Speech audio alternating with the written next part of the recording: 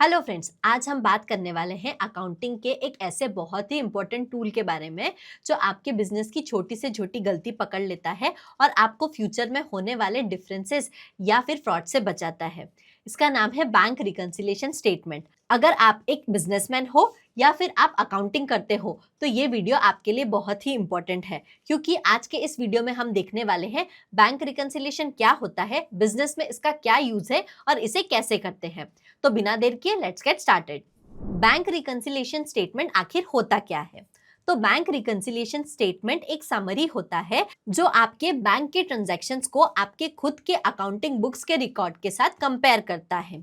इसका main reason होता है एरर्स डिटेक्ट करना, फ्रॉड डिटेक्ट करना और कैश कंट्रोल मेंटेन करना। ये स्टेटमेंट जनरली बिजनेसमैन, अकाउंटेंट्स और ऑडिटर्स यूज करते हैं ताकि उन्हें पता चल सके कि बैंक और अकाउंट बुक सेम बात बोल रहे हैं या नहीं। बहुत सारे लोगों को ये कंफ्यूजन रहता है कि बीआरएस आखिर बनाते क्यों है। तो वैसे तो बीआरएस बनाने के बहुत सारे रीजंस हैं, बट कुछ मेन रीजंस इस तरह से हैं। Number 1, error detection. जैसे अगर आपका कोई चेक गलत अमाउंट का क्लियर हो गया हो, तो अगर आप उसे मैन्युअली ढूंढने जाएंगे तो आपके लिए बहुत हेक्टिक हो जाएगा। बीआरएस आपके एरर्स को डिटेक्ट करने में आपकी हेल्प करता है। दूसरा है फ्रॉड डिटेक्ट करने के लिए। अगर आपके बैंक से कोई अनऑथराइज्ड ट्रांजैक्शंस हो रहे हैं तो भी बीआरएस इसे डिटेक्ट करता है। तीसरा है कैश कंट्रोल। बीआरएस कैश का एक्यूरेट रिकॉर्ड रखने में भी आपकी हेल्प करता है। चौथा है एक्सपेंस ट्रैक करना, मतलब bank charges, interest, fees etcetera सबका रिकॉर्ड आपके पास रहता है।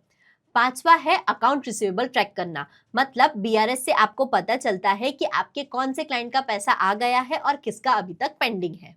और सबसे लास्ट, बैलेंस शीट को एक्यूरेट बनाना, ताकि आपके फाइनेंशियल स्टेटमेंट्स आपके बिजनेस का ट्रू एंड करेक्ट व्यू दिखाएं। बहुत सारे लोगों को एक और कंफ्यूजन होता है बैंक रिकंसिलिएशन को लेके कि आखिर ये आइडियली कितने टाइम में करना चाहिए।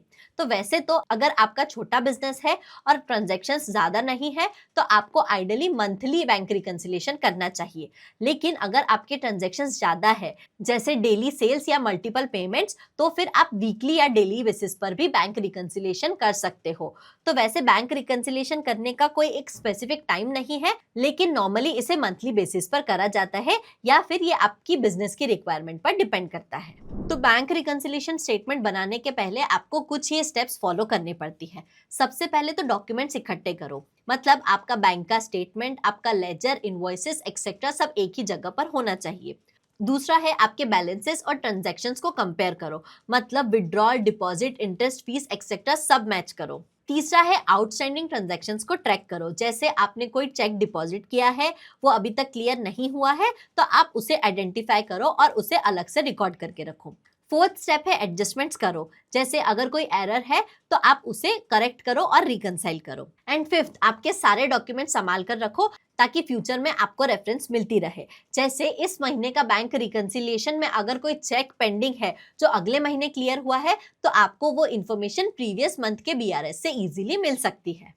तो चलिए अब बीआरएस को एक एग्जाम्पल के थ्रू समझते हैं। सपोज हमारी एक कंपनी है XYZ लिमिटेड, जिसका ओपनिंग बैलेंस है, बैलेंस एज पर बुक्स 20,000। इसमें हमें बैंक रिकंसिलिएशन बनाना है, मतलब हमें बुक्स के बैलेंस को बैंक के बैलेंस से मैच करना है। इससे करने के लिए हम कुछ आइटम्स ऐड करेंगे और कुछ आइटम्स लेस करेंगे। हमारे एग्जाम्पल में हमने कैश डिपॉजिट किया था बैंक में 5,000 का, तो उसे हमने ऐड किया है। फिर हमारा चेक इशू किया है बट प्रेजेंट नहीं हुआ है, मतलब ये चेक हमारी बुक्स में से तो लेस हुआ था, लेकिन ये अभी तक बैंक के अकाउंट में से लेस नहीं हुआ है, इसलिए हम इसे ऐड बैक कर देंगे। तीसरा है बैंक का इंटरेस्ट, जिसे हम ऐड करेंगे क्योंकि ये हमने हमारी बुक्स में ऐड नहीं किया था, क्योंकि ये बैंक से हमें डायरेक्टली मिला था। ये हमने किए कुछ आइटम्स ऐड। इसके अलावा लेस करेंगे हम cheque paid into bank but not credited by bank yet, मतलब हमने बैंक में चेक भर तो दिया है लेकिन अभी तक वो क्लियर नहीं हुआ है, तो उसे हम लेस करेंगे। दूसरा है बैंक चार्जेस एंड कमीशन, जो बैंक में डिडक्ट हो गए हैं लेकिन हमने बुक्स में एंट्री नहीं की है, तो उसको भी हम लेस करेंगे। एंड तीसरा है any wrong debit given by bank, अगर बैंक से कोई रॉन्ग डेबिट दिया गया है तो उसे भी हम यहाँ पर लेस करेंगे। तो यहाँ पर हमने 20,000 में ऐड किया हमारे तीन आइटम्स को जो कि थे 70,000 और लेस किया हमारे तीन आइटम्स को जो थे अराउंड 4500, तो यह हमारा बैलेंस एज पर बैंक आया 32,500।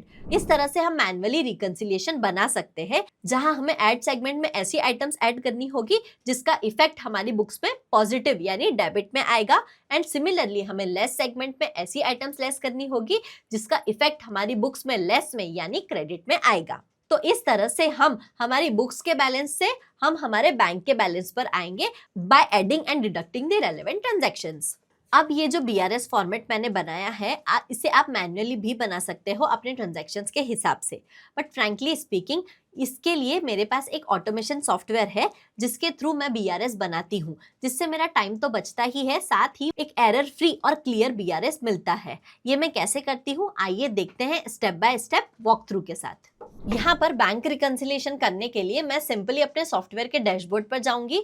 यहाँ पर मुझे क्विक लिंक्स में बैंक एंड पेमेंट्स का ऑप्शन दिखेगा, जहां पर मुझे सबसे नीचे बैंक रिकंसिलिएशन दिखेगा, मैं उस पर क्लिक करूंगी। बैंक रिकंसिलिएशन पर क्लिक करने के बाद मुझे अपलोड स्टेटमेंट का ऑप्शन दिखेगा, जहां पर क्लिक करने के बाद यहाँ पर मुझे अपना बैंक अकाउंट जिसका मैं रिकंसिलिएशन करना चाहती हूँ वो सिलेक्ट करना पड़ेगा एंड कंटिन्यू पर क्लिक करना पड़ेगा। यहाँ पर मुझे अपलोड CSV फाइल का ऑप्शन आएगा, जहां पर मैं अपने बैंक के ट्रांजैक्शंस जो है वो अपलोड करूंगी, बट ये ट्रांजैक्शंस मुझे इनके फॉर्मेट में ही अपलोड करने पड़ेंगे, जो यहाँ पर मैं simply download sample file format करके डाउनलोड कर सकती हूँ। इस फॉर्मेट में मुझे सिंपली अपने बैंक के ट्रांजैक्शंस डालने हैं। ये फॉर्मेट कुछ इस तरह से होगा, जहां पर मैं अपने बैंक के डिटेल्स डालूंगी। बैंक के डिटेल्स डालने के बाद सिंपली मुझे बैंक रिकंसिलिएशन वाले सेगमेंट में यहाँ पर मेरा स्टेटमेंट अपलोडेड है ऐसा ऑप्शन दिखेगा। अपलोडेड पर क्लिक करने के बाद जब मैं अंदर जाऊंगी तो यहाँ पर मुझे add all to bank book का ऑप्शन दिखेगा, मैं सिंपली उस पर क्लिक कर दूंगी। इस पर क्लिक करने के बाद ये मुझे वापस से बैंक रिकंसिलिएशन के डैशबोर्ड पे ले जाएगा, जहां पर मुझे मेरा अकाउंट दिखेगा एडेड टू बैंक बुक वाले स्टेटस में। यहाँ पर मैं 3 लाइंस पे मोर पर क्लिक करूंगी एंड स्टार्ट रिकंसिलिएशन पर क्लिक करूंगी। स्टार्ट रिकंसिलिएशन के बाद यहाँ पर मुझे एक पॉपअप दिखेगा रिकंसिलिएशन स्टार्टेड सक्सेसफुली का, और यहाँ पर मुझे मेरा बैंक रिकंसिलिएशन मिल जाएगा, जो कि डिवाइड होगा मेरा इन पर्टिकुलर स्टेटस में, जो होगा मैच्ड मतलब जो मैच हो गया है, missing in ledger, missing in bank book, reconcile later, discarded and reconciled पर। तो इस तरह से मैं अपना बैंक का रिकंसिलिएशन कुछ ही स्टेप्स में कर सकती हूँ, और मैं डाउनलोड CSV पर जाके इसे एज एन एक्सेल फाइल भी डाउनलोड कर सकती हूँ। तो देखा आपने, बैंक रिकंसिलिएशन जैसा कॉम्प्लेक्स प्रोसेस भी आप ऑटोमेशन के थ्रू सिंप्लीफाई कर सकते हैं। अगर आप भी अपना काम सिंप्लीफाई करना चाहते हैं और ये सॉफ्टवेयर यूज करना चाहते हैं तो इसकी लिंक हमने डिस्क्रिप्शन में दी है। इनका डेमो फ्री है और इनके पास बेसिक प्लान भी अवेलेबल है जो फ्री ऑफ कॉस्ट है, तो आज ही इसे ट्राई करें। तो दोस्तों, ये था हमारा डिस्कशन बैंक रिकंसिलिएशन स्टेटमेंट को लेके। आप अपने सारे ट्रांजैक्शंस प्रॉपर टाइम पर रिकॉर्ड करो और मंथली या फिर टाइमली बेसिस पर रिकंसिलिएशन करते रहो, ताकि आपका बिजनेस सेफ और एक्यूरेट रहे।